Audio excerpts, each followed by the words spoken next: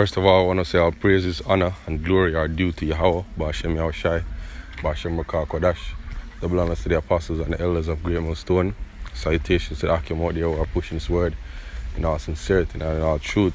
As I'm reading through, Romans and a couple of scriptures, but mainly Romans, especially coming up on the bus ride home, and read through Romans chapter 5 and verse 3, going on to verse 4. Looking up a couple words, in these two verses, and the definitions were really they provided a lot of exhortation. They were really motivating. So I hope brother will find them feeling the same exhortation from these precepts. So let's just bring this out. This is Romans 5 verse 3. And not only so, but we glory in tribulations also, knowing that tribulation worketh patience. Right, and when we look up the word tribulation, it says it's from the Greek. This is thlipsis. Right, it says pressing together, metaphorically oppression, affliction, tribulation, distress, and straits. So pretty much it means difficult time. Right.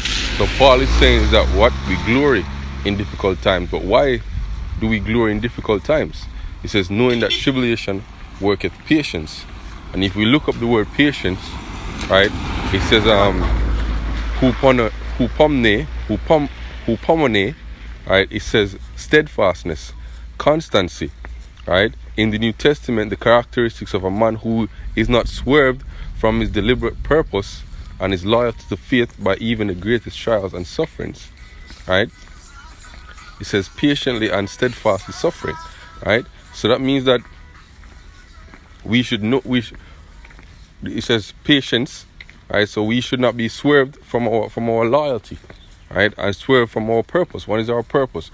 Our purpose is doing this work. You're going out in the highways and the byways, doing videos, exhorting one another, in works of charity, right? Basically, working for that immortal fruit, which is the kingdom of heaven, right? Having that immortal mindset, and enduring unto the end for this word, right? So it doesn't matter what difficult situation we go through, right? We should not swerve from our faith and our deliberate purpose, right? And it goes on to say, and patience, experience, right? And here is where the point is hit home.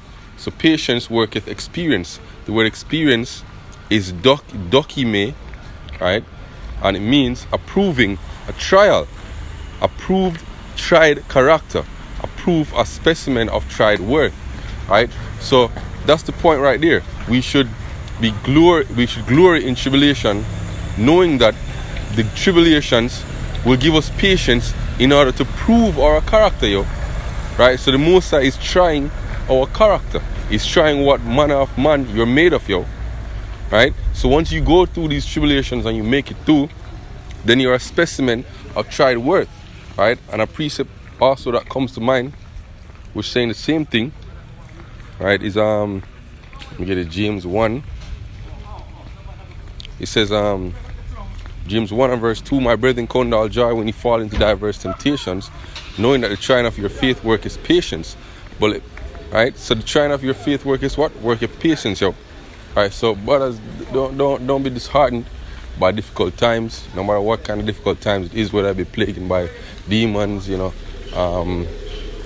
illnesses in your body, financial difficulties, whatever it be, whatever difficult time it be that comes upon you, thank the Lord for the opportunity, to try your character and to prove your worth, to prove that you're a specimen, of worth value, to prove that you're a vessel meet for the master's use, right? So we can just wrap up with one last precept. This is 2 Timothy chapter 2, and I believe it's verse 20. Right? It says, but in a great host there are not only vessels of gold and silver, but also of wood and of earth, some to honor, some to dishonor. If a man therefore purge himself from these, he shall be a vessel unto honor, sanctified and meet for the master's use, prepared unto every good work.